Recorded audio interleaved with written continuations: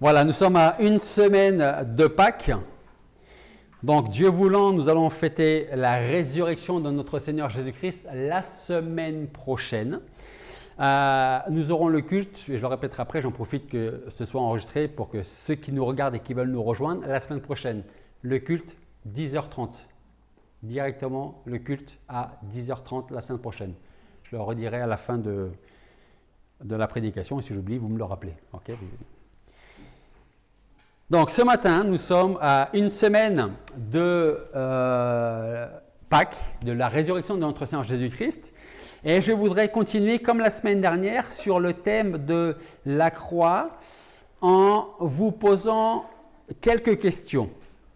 La première, c'est: est-ce que Jésus a été abandonné sur la croix? Ça, c'est la question qu'on va développer ce matin. Est-ce que Jésus a été abandonné sur la croix? D'autres questions. Est-ce que vous avez en mémoire un moment, un jour, une circonstance durant laquelle vous avez vécu votre plus grosse frayeur? Est-ce que vous vous souvenez de quelque chose comme ça? Je ne sais pas, ça peut être je vais mourir, c'est la fin du monde, je ne sais pas. Est-ce qu'il y a un jour dans votre vie, est-ce que vous avez déjà connu une terrible frayeur, un grand danger? Alors à la limite, si vous ne voulez pas dire ce que c'est, vous pouvez dire peut-être oui, moi j'ai déjà connu ça, ou qui a connu ça? Alors ça peut être il y a 6 mois, comme ça peut être il y a 30 ans ou 40 ans quand vous étiez plus jeune, hein? Alors, il y en a une, deux, il y a quelques personnes ici, presque tout le monde. Est-ce que vous arrivez, quand vous repensez à cette situation en question, est-ce que vous arrivez, quand le temps passe, on oublie certaines choses, mais est-ce que vous vous souvenez de l'état d'esprit dans lequel vous étiez à ce moment-là? Oui? Donc, c'est que ça avait vraiment dû vous marquer. Hein? Donc, c'est des choses qu'on n'oublie pas. Okay? Donc, je vous pose ces questions parce que je voudrais que nous puissions lire un passage avec moi, ensemble, qui se trouve dans Luc chapitre 22. En Luc chapitre 22, pour répondre à la question et pour bien comprendre, Jésus a-t-il été abandonné sur la croix? Nous allons en Luc chapitre 22, versets 39 à 44.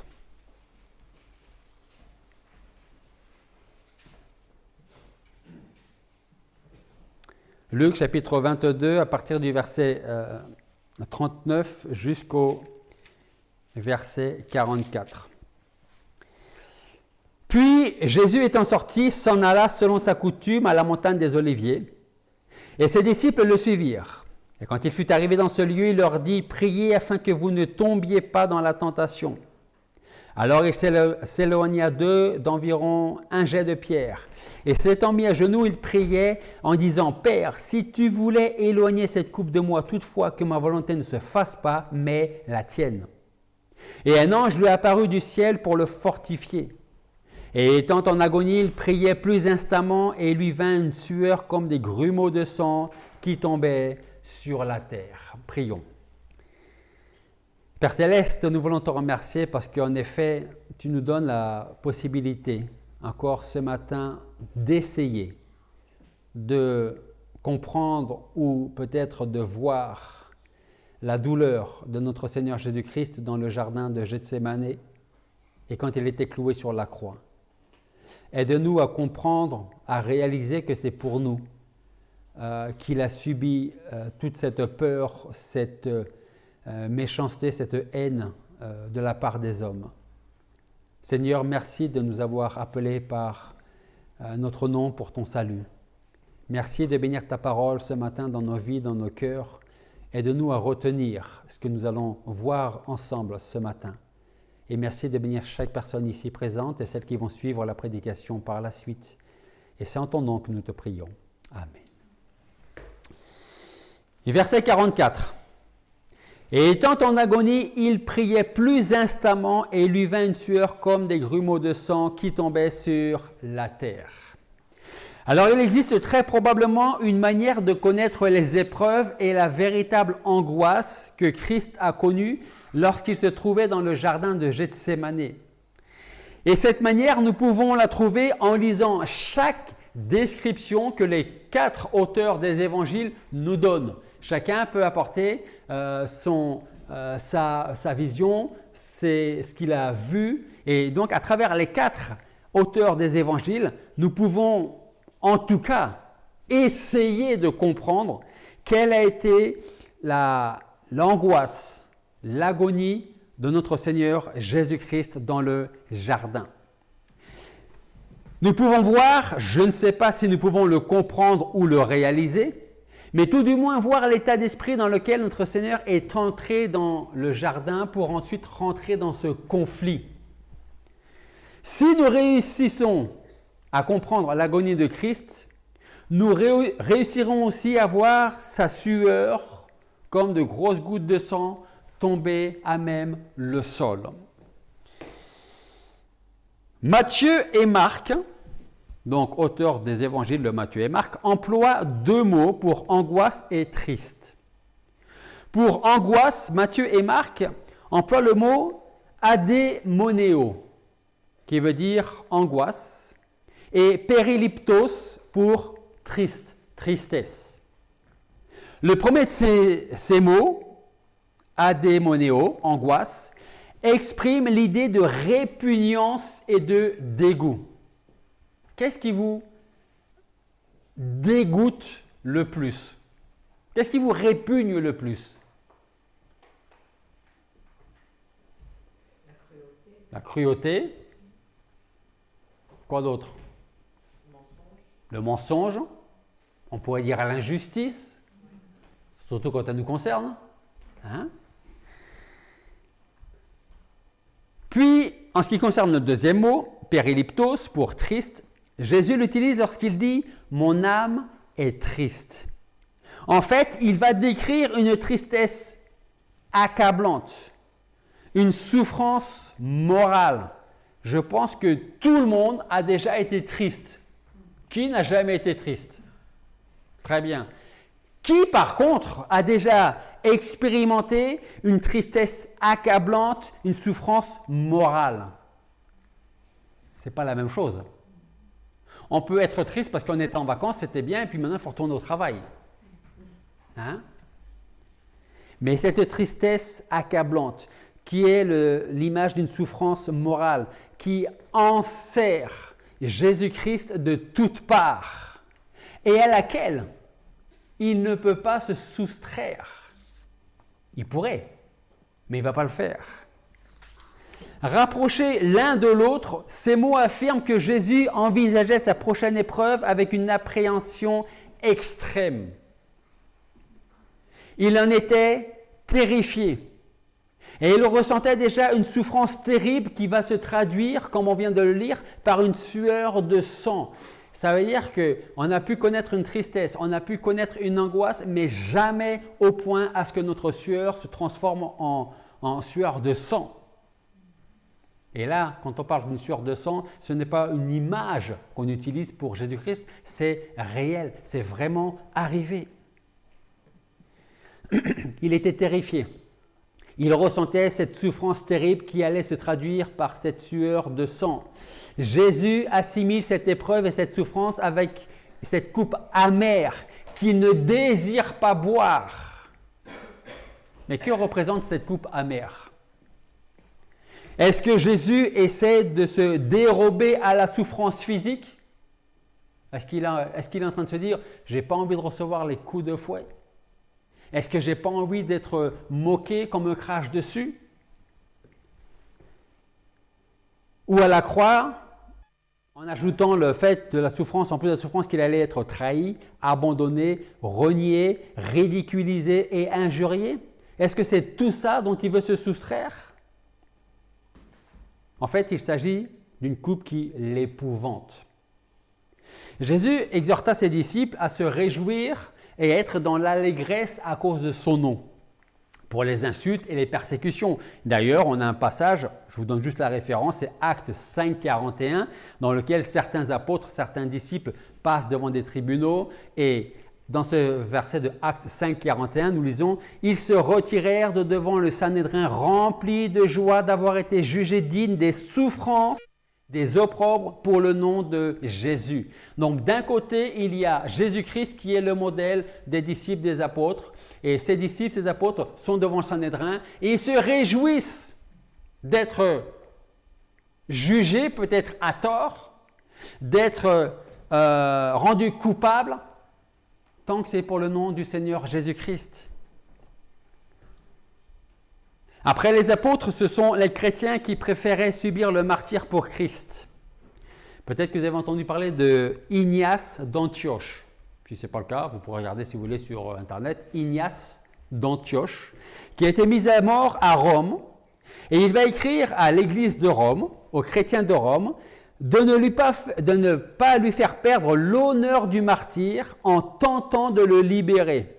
Il dit « Que les pires fléaux du diable tombent sur moi pourvu que je trouve Jésus-Christ. » Donc les disciples, il y a lui, Ignace d'Antioche, qui dit « Si je dois mourir pour Christ, il n'y a aucun souci, n'essayez pas de me délivrer.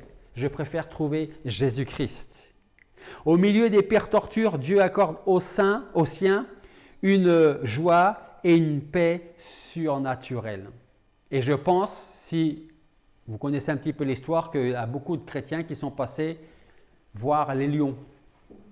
Et beaucoup de ces chrétiens-là, on a retrouvé, c'était dans les écrits, ce n'était même pas des écrits bibliques, mais c'était des écrits de Rome où il disait, on ne comprend pas que même ces chrétiens, une fois qu'ils étaient morts, on en a retrouvé beaucoup avec le sourire aux lèvres.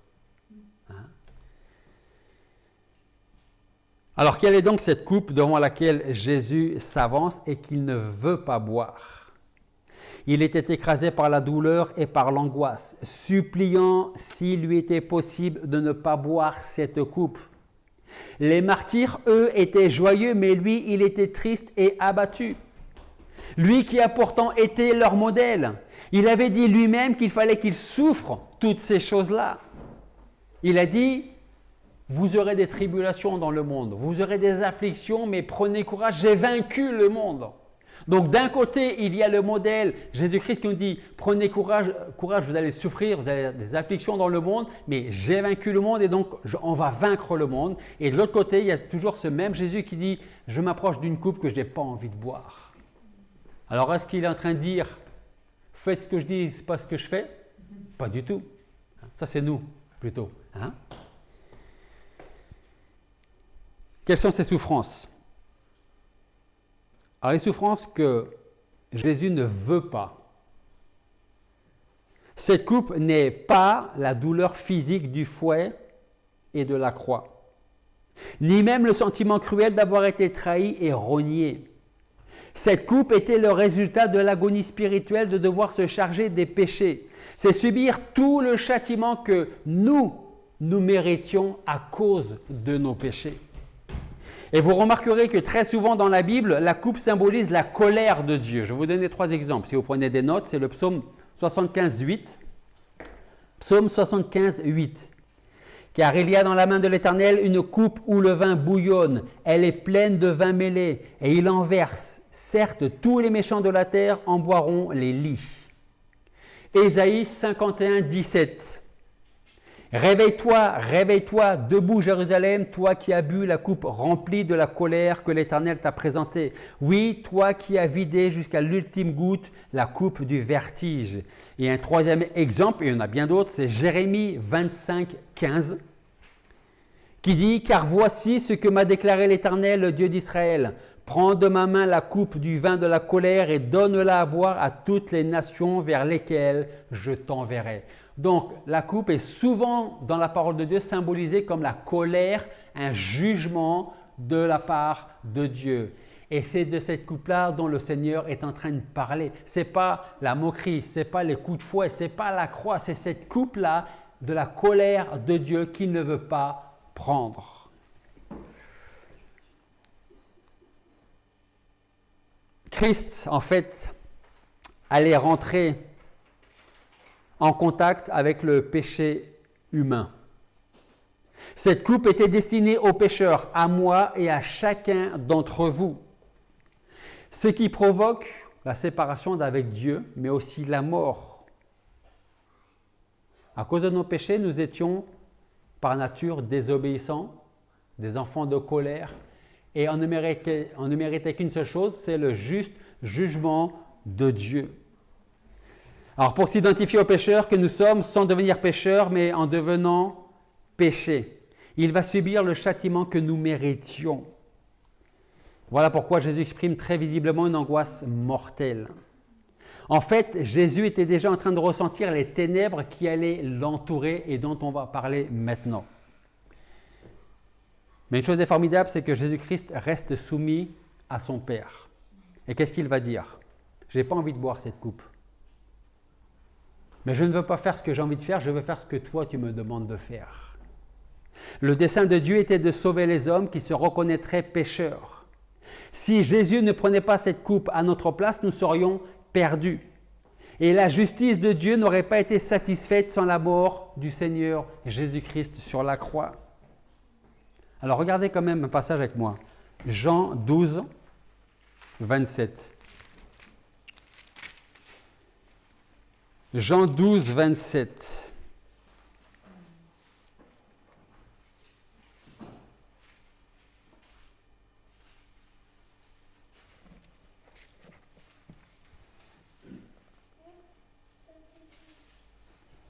Jean 12, 27, qui dit « Maintenant mon âme est troublée et que dirai-je ? Père, délivre-moi de cette heure. Mais c'est pour cela que je suis venu à cette heure. » C'est le péché de nos âmes qui troublait celle de Christ. Il était disposé à souffrir et cependant il a prié pour être délivré de la souffrance. Jésus-Christ a entrepris de satisfaire l'honneur de Dieu qui avait été offensé à cause de nos péchés. L'âme qui était éloignée de Christ, c'est-à-dire la mienne et la vôtre, est amenée à l'aimer et à lui faire confiance maintenant. Alors à la question de Jésus, « Maintenant mon âme est troublée, que dirai-je » Il se lève, et vous savez ce qu'il dit ? « Ne boirai-je pas la coupe que le Père m'a donnée ?» Il dit, j'ai pas envie de la boire, j'ai pas envie de la prendre. Mais est-ce que je vais faire tourner les talons et repartir ? Non, je vais y aller jusqu'au bout. L'agonie de Gethsémanée dans le jardin révèle ce que Jésus allait subir sur la croix. Si la seule pensée de devoir porter les péchés des hommes était déjà si terrifiante pour Christ, que pouvons-nous dire alors des souffrances de la croix elles-mêmes ? Peut-on même les comprendre ? Après le jardin de l'agonie, les événements vont se succéder et se multiplier pour Jésus. Judas le livre. Il est arrêté. Il est conduit successivement devant Anne et devant Caïphe, puis devant Pilate, puis devant Hérode, puis il revient à nouveau devant Pilate. Pierre le renie par 3 fois, puis arrive la flagellation, les crachats, les moqueries, les injures. Jésus en même temps entend les cris hystériques de la foule qui dit, et qui crie plutôt, « Crucifie-le, crucifie-le » Et là, à ce moment-là, il est semblable à l'agneau qu'on mène à la boucherie. Portant sa croix, il va jusqu'en dehors de la ville, sur la colline de Golgotha. Et là, ils vont le crucifier. Et vous savez, vous vous rappelez de ce qu'on a commencé à entendre, on l'a vu la semaine dernière ? Il a sauvé les autres et il ne peut pas se sauver lui-même. C'était des paroles de moquerie, mais c'était vrai. Il a sauvé les autres, il ne peut pas se sauver lui-même. Regardez, il ressemble à rien. C'était de la moquerie, mais c'était vrai. Il ne pouvait pas à la fois sauver les autres et se sauver lui-même. Alors il a choisi de se sacrifier pour le salut des pécheurs. Et puis arrivent un peu plus tard d'épaisses ténèbres qui commencent à couvrir toute la terre. Ce qui empêche à l'homme de voir l'abîme de souffrance dans lequel Jésus-Christ descend petit à petit. Et il y a quelque chose qui est vraiment contradictoire, c'est qu'à la naissance de Jésus-Christ, en pleine nuit, le ciel s'est illuminé. À sa mort, le ciel s'est complètement assombri. Alors que s'est-il passé durant ces moments d'obscurité ? Paul disait Mais comme il est écrit, ce sont des choses que l'œil n'avait point vues, que l'oreille n'avait point entendues, et qui n'étaient point montées au cœur de l'homme, que Dieu avait préparé pour ceux qui l'aiment. Voici ce que l'homme n'a pas pu voir de ses yeux. D'ailleurs, il aurait été incapable de le voir tellement son cœur était rempli de méchanceté et d'ironie envers le Fils de Dieu, Jésus-Christ. Et que nous dit Ésaïe? D'un côté, vous avez les moqueurs, qui quelque part, un laps de temps très court, disent la vérité. Il a sauvé les autres, il ne peut même pas se sauver lui-même. Donc vous avez ces moqueurs, et de l'autre côté, vous avez celui qui est, comme nous le dit Ésaïe, il était blessé pour nos péchés, brisé pour nos iniquités. Le châtiment qui nous donne la paix est tombé sur lui. C'est par ses meurtrissures que nous sommes guéris. Nous étions tous errants comme des brebis, chacun suivait sa propre voie, et l'Éternel a fait retomber sur lui l'iniquité de nous tous. Ça, c'était Jésus-Christ, alors que de l'autre côté, il y avait les moqueurs. Regardez-le comme il est misérable. Il a sauvé les autres, il ne peut pas se sauver lui-même. C'est Ésaïe 53, 5 à 7. Et puis Paul nous dit encore dans 2 Corinthiens 5, 21, Paul dit « Celui, Jésus-Christ, qui n'a pas connu le péché, Dieu l'a fait devenir péché pour nous, afin que nous devenions en lui justice de Dieu. » Les ténèbres qui entouraient Jésus sur la croix pouvaient être comparées avec ce qui se passait à l'intérieur de Jésus-Christ. Essayez d'imaginer la scène. Vous avez les 3 croix. Sur la croix du milieu, vous avez Jésus-Christ. D'épaisses ténèbres commencent à envelopper tout ça. L'obscurité commence à se faire. Donc essayez d'imaginer cette obscurité. Eh bien, c'est exactement la même qu'il y avait à l'intérieur du cœur et de l'âme de Jésus-Christ.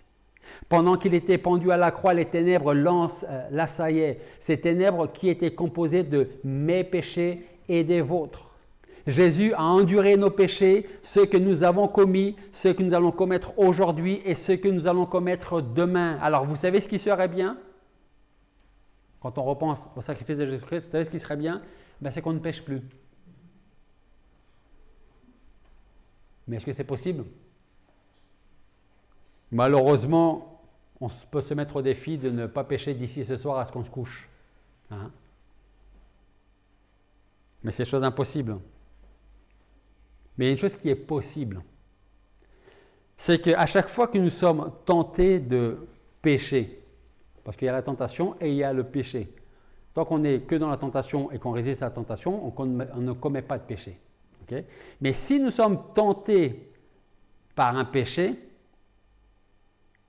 rappelons-nous et disons-nous, ou si on vient malheureusement de commettre un péché, c'est de se dire, c'est pour ce péché-là que Jésus est mort sur la croix. Ce péché-là, Jésus l'a porté sur ses épaules. Et parce que demain nous allons encore pécher, eh bien les péchés que nous aurons faits demain, ces mêmes péchés, Jésus-Christ les a pris sur ses épaules. C'est ça les ténèbres qui couvrent, qui enveloppent Jésus-Christ, la scène, le mont Golgotha et tous les gens qui sont là présents. Les ténèbres dans la Bible représentent la séparation d'avec Dieu. Et Jésus s'est souvent servi de l'expression « les ténèbres du dehors » pour désigner l'enfer, la séparation absolue et définitive avec Dieu. Et c'est dans ces ténèbres du dehors que Jésus-Christ est plongé à notre place et à la mienne. La face du Père est voilée pour Jésus parce qu'il porte sur lui l'iniquité de nous tous, nos péchés. Jésus a été crucifié à 9h le matin. À midi, les ténèbres sont descendues sur la terre jusqu'à 15h. Et c'est à 15h que Jésus pousse ce cri en araméen « Eloi, Eloi, lama sabachthani ». Vous savez ce que ça veut dire? Eloi, Eloi, lama sabachthani. Père, Père, pourquoi m'as-tu abandonné?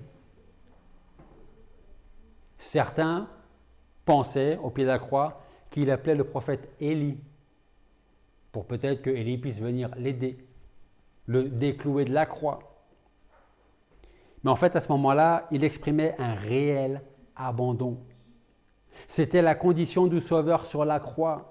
Jésus a payé un grand prix en endurant les tourments qui étaient réservés aux perdus comme moi et comme vous. À cette heure-là, un abîme s'est creusé entre le Père et le Fils. Cet abîme insondable a été creusé par mes péchés et par les vôtres, parce que c'est ce que nous méritions. C'est nous qui devions être entourés par cette obscurité et pour l'éternité. Mon Dieu, pourquoi m'as-tu abandonné? C'est ce qu'il a dit. Quelle autre parole Jésus aurait-il pu prononcer pour traduire son angoisse devant les ténèbres et l'abandon de son Père? Qu'est-ce qu'il aurait pu dire d'autre? Puis au moment où Jésus va rendre l'âme, nous pouvons lire dans la parole de Dieu que le voile dans le temple se déchire en deux. Ce voile qui symbolisait la séparation de l'homme et de Dieu n'existe plus. Par sa mort sur la croix, Jésus-Christ ouvre le chemin vers la maison là-haut. La question du début, c'était: Jésus a-t-il été abandonné sur la croix? Oui, Jésus a été abandonné de Dieu durant 3 heures, pour que nous ne le soyons plus pour l'éternité. La croix nous démontre la gravité du péché et Dieu devait nous condamner à moins que son Fils ne prenne notre place. Alors Jésus a-t-il été abandonné? Oui, à cause de moi, à cause de vous, pour que nous ne soyons plus jamais abandonnés de Dieu. Prions. Père Céleste, nous voulons te remercier parce que même si nous n'arrivons pas à prendre pleinement conscience de la souffrance de notre Seigneur Jésus-Christ, et je crois que jamais nous ne pourrons prendre conscience, nous ne pouvons qu'imaginer, supposer, mais toi, tu sais vraiment ce qu'il a subi. Jésus-Christ sait vraiment ce qu'il a subi pour des pécheurs que nous sommes. Des pécheurs qui, même encore aujourd'hui, ne méritent absolument pas ta justice et ton salut. Mais merci parce que c'est toi qui as mis en place ce plan du salut en donnant ton Fils Jésus-Christ sur la croix. Et comme nous l'avons vu dans ta parole, tu as abandonné ton propre Fils pendant 3 longues heures parce que tu ne pouvais pas voir le péché. Et Jésus-Christ avait pris sur ses épaules nos péchés et les miens, et ceux de ton peuple. Alors Seigneur, je te remercie pour ce sacrifice. Je te demande pardon, nous te demandons pardon pour nos péchés. Et nous voulons vraiment que tu nous utilises pour être de fidèles témoins de ce que tu as fait pour nous, de ce que Jésus-Christ a subi il y a plus de 2000 ans dans le jardin, sur la croix, les moqueries, la trahison, le fouet. Tout ça pour des gens qui ne t'aimaient pas et que tu as aimé le premier. Alors merci pour ton amour, merci pour ton salut. Et c'est en Jésus-Christ que nous te prions. Amen.